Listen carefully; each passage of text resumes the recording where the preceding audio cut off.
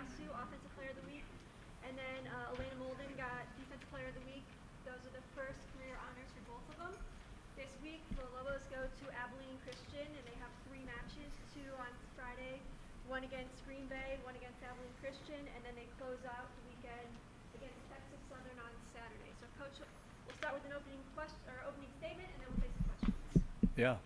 First of all, thanks for being here. It always means a lot to us to know that we're getting some coverage and to know that our story is getting told. So thank you guys for making this work. And really exciting first weekend for the Lobos. It was a great opening weekend. We put in 2.5 really solid weeks of training, and we kept saying, hey, we're going to get better every single day, and that's got to be our focus. It's just, are we getting better every single day? And we saw some things come together offensively. We saw some things defensively start to come together, and we really like where we're at with our serving and passing game. And we know that if we can continue to dominate in those areas, then hey, we've got a really good shot to have a lot of success. And not just that one-off, hey, good weekend, but hey, some long-term, hey, this can lead into some really nice Mountain West play, we think, and kind of start to close the gap to where we want to be, to where some of the top third of the Mountain West is. And that's our challenge is can we continue to close that gap every day in practice and then put it together on the weekends when we go and travel. And so we're excited to get on the road. I think that the matches this weekend are going to be a little bit tougher than the matches we might have faced this past weekend. I think both teams came out with winning records, and we're starting to break those teams down now, and they're a more physical version of the teams we just saw. So we're excited to get back after it against better and better opponents as the preseason goes on. So. Yeah, we're fired up that we got 2 players on the weekly awards. That's an awesome recognition for UNM, and it's an awesome recognition for those individual players and the amount of work they're doing. Both Elena and Kate are grinding every single day. You know, this morning we had video sessions. Every player had a video meeting. They had weights earlier. We're heading up to practice here in just a few minutes, and they're fired up to get back on the court. So it's a testament to them and their daily grind mentality that they're going to put in the work they need to do to get what they want, which is to have a very special year, to do something that has not been done before in the Mountain West Conference for UNM. So Questions? Go ahead, Brandon. Yeah, Coach, you touched on it a little bit, but just biggest areas in the small sample of games you have that you noticed, okay, we're definitely better here already. Yeah, great question. One of the things, we ended up the weekend at 18 digs per set, so that means it's very hard to get kills against us. So our defense is putting a lot of pressure and a lot of stress on our opponent's attackers. And I think anytime you're at 18 digs a set, as long as you can go convert it on the other side of it and have some hammers, which we do, we're going to like the ability for us to win long rallies. And I think that's where it starts, is, hey, can we grind it out with some of the best teams winning long rallies? And so that was an area that really stuck out to us. Another area that stuck out to us is our serving game. We were 96% serve in, and we point scored a little over 45%, meaning every time we go back to serve, we're going to get a point 1 out of 2 times, which is a very high number. The low 40s is good. High 40s is very good. 50s, 60s, you're into you were just watching that in the Olympic Games a few weeks ago. So we were really pleased with those 2 numbers. Coach, I hope this isn't a duplication of this question, but basketball coaches have their philosophy. Football, we want to go quick down the floor, we want to slow it down. They have a strategy. Do you have a philosophy of what your team's personality is? Are you quick? Are you slow? No. What do you do? Depending on the phase of the game, so offensively, we like to call it Lobo fast. So we're playing as fast as anyone in our league, from setter's hand to hitter contact. And so we're looking to play very fast offensively. Defensively, we like this idea of discipline, and so we really kind of push on our athletes to be very disciplined defenders. Are we in the right spots at the right times with this idea that we can pursue any ball on anything that comes at us, as long as it's in between those lines or it touched hands at the net, those balls are going to come back up. So it's kind of this relentless effort defensive mentality and this Lobo fast offensive mentality. Thank you. Yeah. Any other questions? All right. It's easy. Thanks again. Appreciate you guys. Yeah, right on.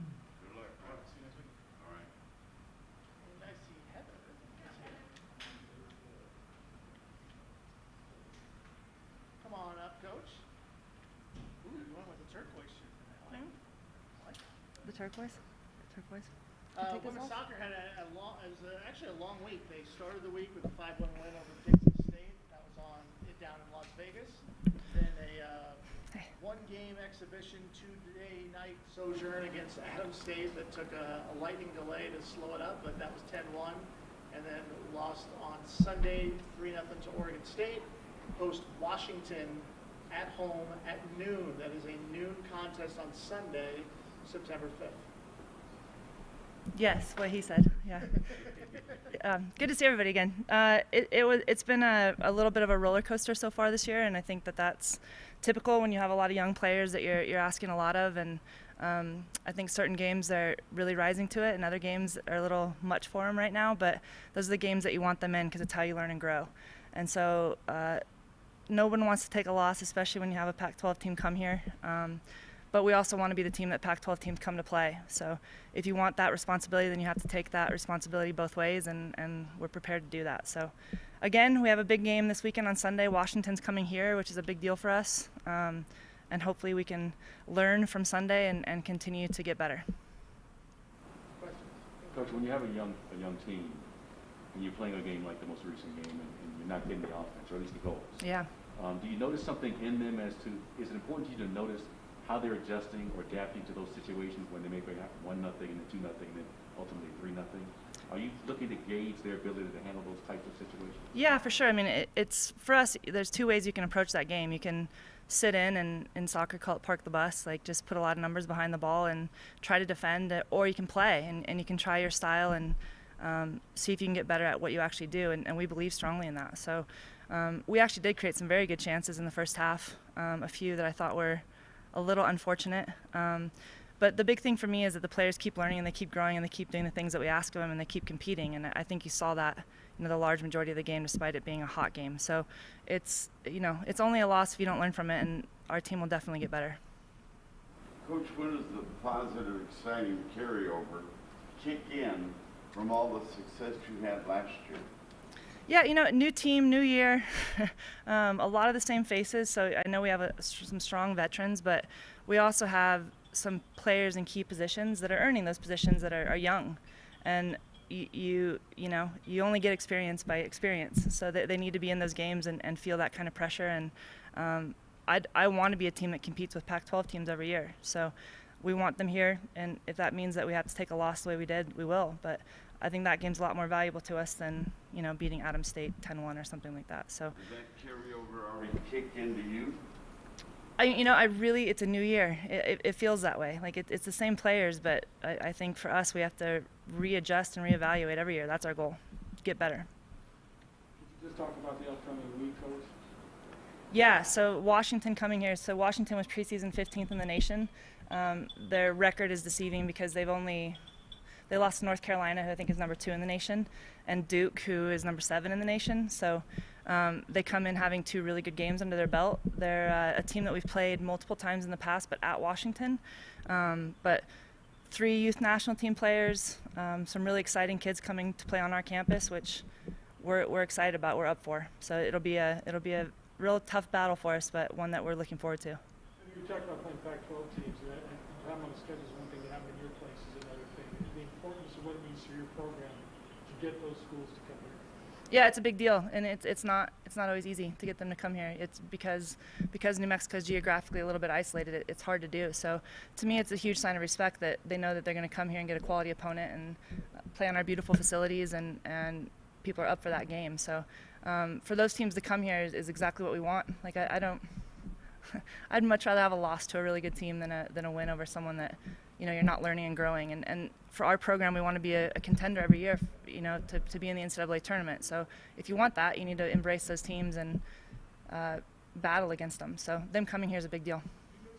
Players on your roster, when you're playing Oregon State, Washington, whoever, as opposed to maybe somebody else? Yeah, for sure. I mean, the best players in the country tend to go to Power Fives. That's just the reality of it in every sport. So there's a high level of play from every single player on those teams, and for our kids, it's sometimes we get away with being more athletic, and we're not going to do that against those teams. So we have to solve it more tactically. What kind of metrics do you look at and go over with the team, and especially the new players individually, to try and track their progress throughout the season, especially tactically against these better teams, I should say? Yeah, so I mean, soccer's an interesting sport when you talk about metrics, because they're a little bit false. Like if you look at the Euros, the past Euros, the large majority of teams that controlled possession lost the game. So metrics can be a little bit paralysis by analysis in soccer. It's really about efficiency of what you do and making sure that what we're asking of our team that we're doing at a high level. So for us, it's a lot about rate of possession, but rate of possession when you penetrate, when you break lines. It's not just possession to keep a ball. So can we break teams down in the final third? Can we limit chances on goal? And then make sure that when we do get chances that they're on frame are probably the key ones for us to help us win games. Coach mentioned a lot of the younger players are learning early on in the season. A loss like that to Oregon State, how much of that is a learning experience for all the veterans you have back? You have such a huge core back. Is a much different team, much different season ahead, I would imagine, for the veterans. And how much do you feel like the loss to Oregon State maybe just brings that to their attention? We'll see.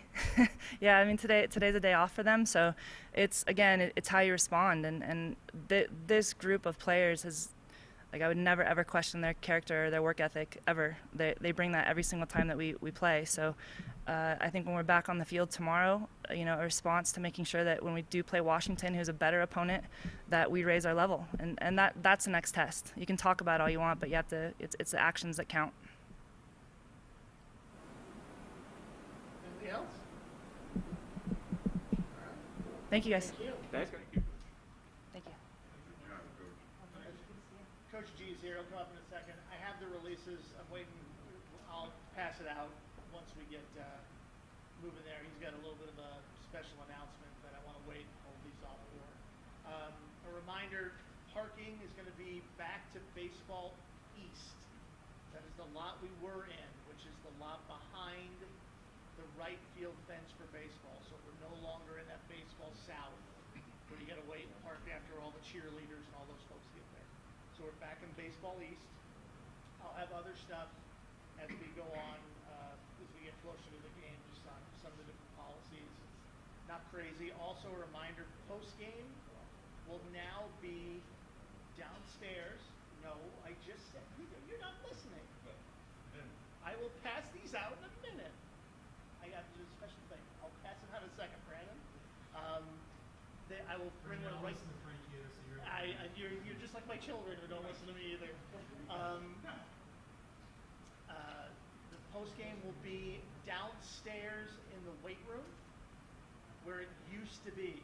Also, in where you guys, especially for TV, you guys know where we do the during the bowl game in the lobby area, where we have that area for you guys for photo and video.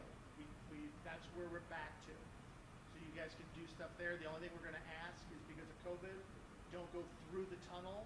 You'll have to go around the building and in this other way.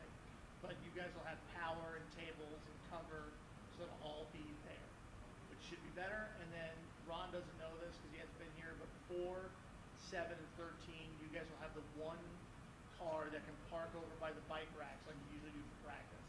So you can get your gear in and out quickly afterwards. It's one car, everybody else is going to be off. With that, Coach G, why don't you come up and get to that other thing quickly, because Brandon wants this release really bad, man. You have to leave? Brandon leaving? No, he doesn't have to leave. He just wants to, because I have the thing about. Oh, you want the, oh, okay. I don't want to do the number thing until you do it. Great. Well, exciting times around here. I mean, obviously the fall sports have kicked off. Soccer obviously didn't get the result they wanted yesterday, but they got better. I mean, watching that while we're practicing, that's a heck of a deal playing a Pac-12 school, and they get another one here at home. I mean, kudos to Heather for wanting to play whoever, wherever, and we got that ability to play at home. And then John Goodman, they're 3-0. They haven't even lost a set. So great times here in the fall, and then we get to play Thursday here at home. So positives there. What Frank's talking about, I'm big on representing the past, the present, and the future of Lobo football. And we have some special guys up there on that stadium with their names and jerseys retired. That's all great, and the retirement of jerseys is a cool deal. I've talked to all those guys except for Mike Williams. Obviously, Mike Williams passed away. We want to use those guys. Well, I want to represent those guys in a special way. Me and Sandra went to Bobby Santiago's house before he had surgery here recently and spent the afternoon with him and Mary Lou and explained to him my idea. Obviously, Brian and I are really good friends, and I talked to him about this long before this came about. So what we're going to do to represent those guys, Dion Hunter will wear number 42 this year in honor of Bobby Santiago. We don't talk about those guys enough. The Bobby Santiagos of the world. He might be one of the greatest running backs next to Don Perkins and Don Trell in that group to ever play here. And he's an Albuquerque kid. He went to Albuquerque High.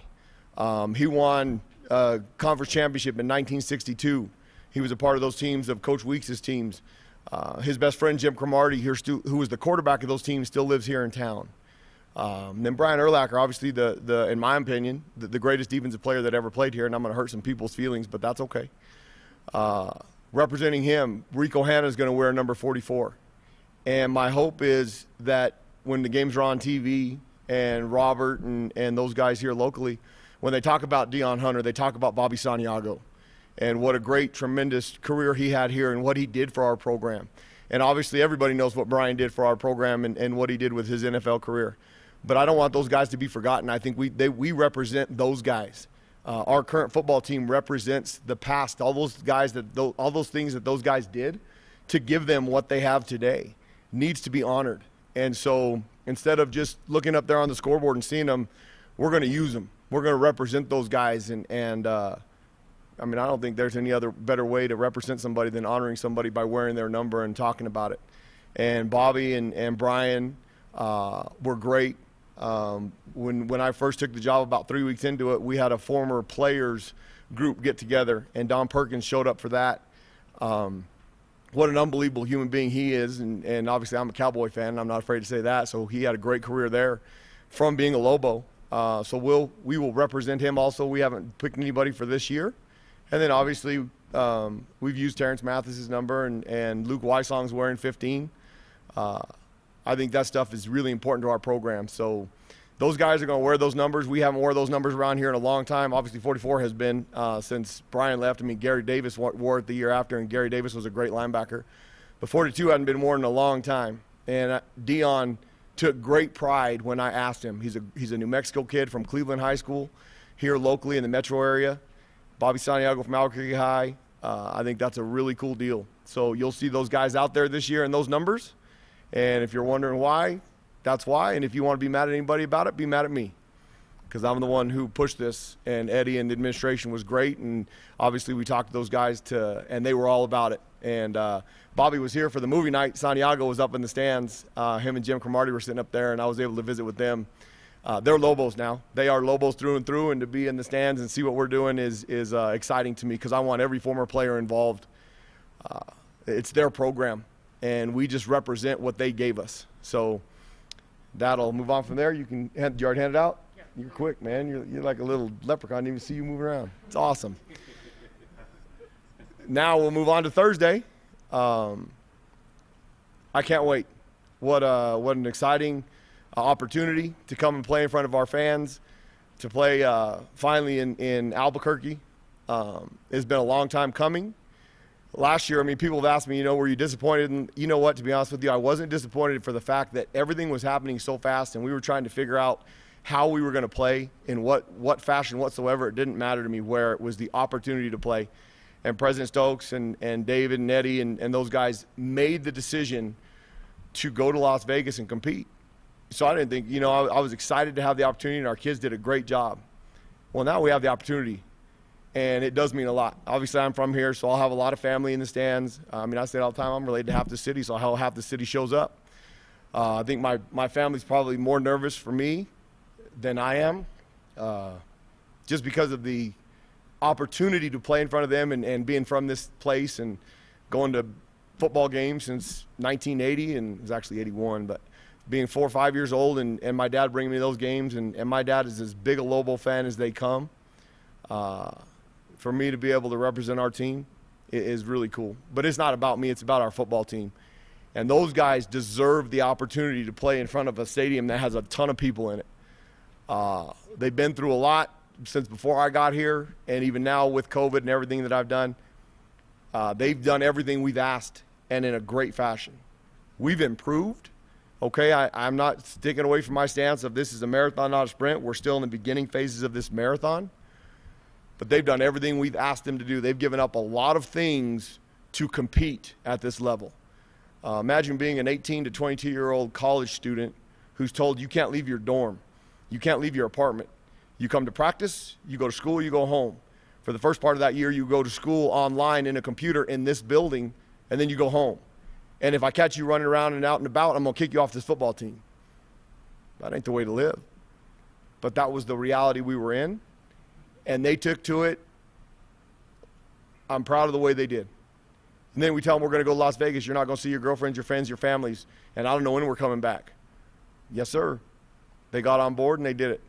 And so when I say they deserve the opportunity to have a full stadium, because of the past, when we were here before and we averaged over 35,000 people a game, I know it's possible.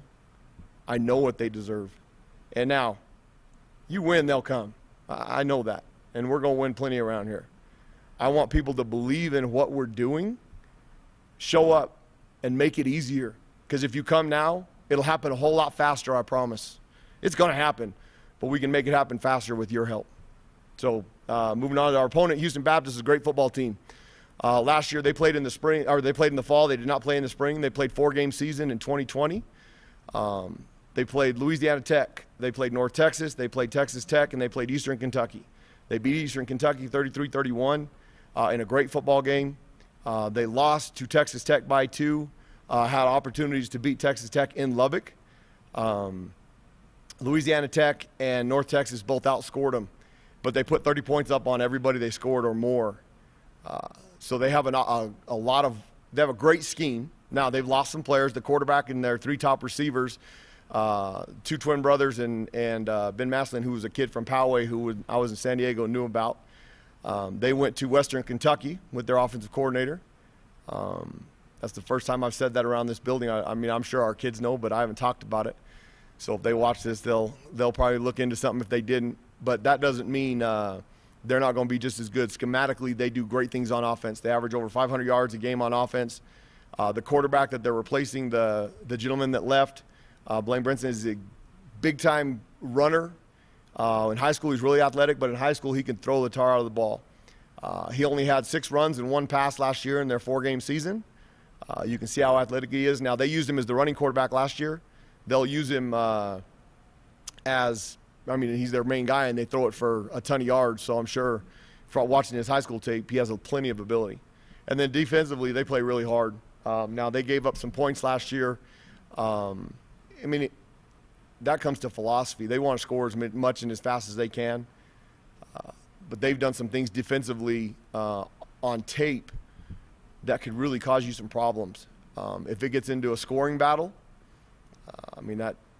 that'll crush me because that's frustrating. That's not my lifestyle. But they do some things that, they're a good football team. So I hope nobody here in Albuquerque is just assuming that this is going to be a cakewalk, because they're good football players. And they put people, if you think it's going to be easy, it'll be a surprise. I was here in 2006 as an assistant coach when we played Portland State. Let's go look at how that one turned out. So what do we got? What questions we got? Go ahead, Henry. Coach, we hear about what your opponent has a lot, but I want to know about what impresses you about your team. Looking at the big picture, Sure. What do you like most about your team? I like the attitude of our team. We throw a lot of things at them, and they've responded pretty well.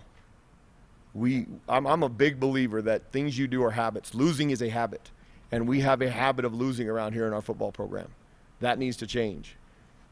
How do you change that? It's the little details in everything you do. If we ask them to do something in practice and they don't do it, that's a losing habit. That's a losing attitude. And when they don't understand, it's our job as coaches to teach them why we think something's important. We go from drill to drill and we run from drill to drill. Why is that important? Because we're not out there very long. They need to get in shape, and all that little stuff helps. But if a kid don't do it and then you've got a bunch of them that don't do it, it's not important. It's not a detail. So how do you fix that? Well, the older ones have to understand how important it is, because when it's coming from those guys, it's really important. When it's coming from the coaches, well, they're only going to be as good as the coaches want to yell. They'll do it when we yell at them. But when they're doing it on their own is when we have a chance. So they're taking on to that, but that's part of the marathon phase. We still have a ways to go before that becomes this is all we do. They're competitive. They compete in everything they do. we're in the classroom. We've done a really good job in the classroom competing against other students on campus with over a 3.1 GPA. That's competition. In the weight room, we got stronger in the spring, competing against each other, competition. They're not afraid to compete. Now, the talent gap of how good we are, I don't know yet. When we go out there and play against somebody else, because the 2020 team is completely different than the 2021 team. We'll have a net idea. I mean, they're getting grumpy of running into each other. So I'm really excited to play somebody else for that reason. I wish we could get preseason scrimmages like the NFL goes preseason games, but we don't. So our first action will be on Thursday night. I mean, you saw 5 football games this Saturday, and there's a lot of things that we tried to teach from it. I mean, if you watch the Hawaii-UCLA game, the first punt Hawaii had backed up, the punter catches the ball on a low snap and takes a knee on accident, not knowing, well, now it's UCLA's first and 10 on the 15. And now it's 10-0, and all of a sudden that game got out of control. Those little things, they happen in game one, but if you can avoid them, you can really help your football team. So those little things and teaching those little things. But I'm proud of the work they put in. We've got a bunch of guys that want to compete and win, so we'll throw it out there on Thursday and we'll see what happens. Go ahead, Van. Coach, what do you think some of your thoughts are going to be just to come out here with your team on this field, as you alluded to earlier, that you played the whole season away from here? This is your first time. You had to wait a whole season to get to your first time to run out here with your team. I mean, this isn't about me. It's about our football team. And so when they run out on the field on Thursday night before the game, it'll be them. One of them guys will be carrying our New Mexico flag, and I'll be standing in the back clapping, cheering them on, and then I'll walk out after they do because coaches don't get to play. Players play. Players win games. Coaches can screw them up and lose games, but players win games. And so this evening should be about them. Now, is there some excitement because I'm back and Coach Long's back? And, yeah, there's that excitement. If we lose a whole bunch, guess what? That excitement's gone. So we got to get those guys right. And it'll be cool for my family when they see me come out, but when that moment's over, that don't matter anymore. But the matter for those kids that are out there on the field, it matters for all 60 minutes. So it's exciting that we get to do it, and I want to paint this town cherry and fill this place up. Go ahead, Brandon. Coach, do you have any named captains yet? Are you going to do that this year? So we've got a leadership council of our seniors, and so I meet with those guys almost every day. They make the major decisions for our football team. Now I try and persuade them in what I want them to do, but it's their football team. And so we'll pick from that group every week. And then if we have some that just are those guys that demand that, then they'll be selected more often. But we're on the same page every day with those guys, and before team meetings and stuff, that's when those things happen. And so major decisions that are made for our football team come from that group. And we have a luxury of having those 14 COVID seniors in there and then some younger guys. And then you add Terry to that mix. His experience and I wasn't afraid to say it last year. We were going to try and find a graduate transfer quarterback that's won games at a high level. Well, he has. And he's helped and improved that room and that leadership capability, and that's how we'll go about captain. So you'll see 4 different ones for the most part every week of that group. Go ahead, Van. As far as the kicking game goes, I see you picked your punter, and could you talk a little bit about him, and also have you decided on the kicker? Okay. Aaron Rodriguez will start this weekend. He's the punter. He's a transfer from Missouri. Him and Jared Long had a good battle. He has been more consistent right now, so he will start on Thursday. Jared's not out of it. I mean, if he continues to practice and performs better, but as of right now, we're going with Aaron. I think Aaron will do a great job. The kicking competition has come down to Andrew Shelley and George Steinkamp again. We're not ready to name a starter yet. They both had success and unsuccessful attempts this morning. I've thought about going all the way down to the first time we call the field goal team out, and I'll just call one of them out. Right now it's a mental game, and we need those guys to be mentally tough, and I don't play fair because I coached those guys before as an assistant, so we'll see. I want them both to be ready to go. If we decide somebody before then, I'll tell you guys, but odds are when you see him run out. Now, George will do the kickoffs, but when you see him run out to do the field goals, you'll know who it is. What's up, Steve? Vaccination rate for your team now? We're a little bit over 80% totally vaccinated for our team. We've had probably 4 guys in the last week get that done. We got a couple guys with a little bit more confidence now that we're not vaccinated with the Pfizer being